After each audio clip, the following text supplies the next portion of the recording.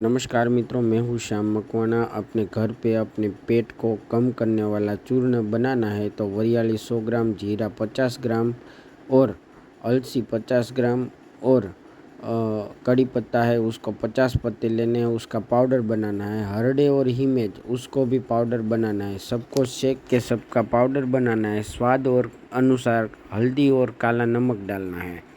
उसके बाद सबको सेक के इसका पाउडर बना के सुबह उठ के 1 गिलास पानी के साथ, गर्म पानी के साथ 1 चम्मच लेना है। कुछ खाना पीना नहीं है 1 घंटे तक। और शाम को 7:30 बजे लेना है 1 गिलास गर्म पानी के साथ, गुनगुने पानी के साथ। ऐसे सुबह शाम दोनों टाइम लेने हैं तो अपना गेंद जैसा पेट कितना भी बड़ा हो, 20 से 25 दिन में आपको सपाट होने का दिख जाएगा। 100 में से 90 लोगों को अच्छी तरह से रिजल्ट मिलता है।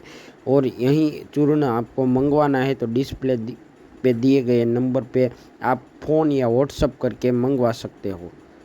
स्वस्थ रहो, सुरक्षित रहो। जय हिंद, जय भारत, जय श्री कृष्ण, राम राम, सीताराम।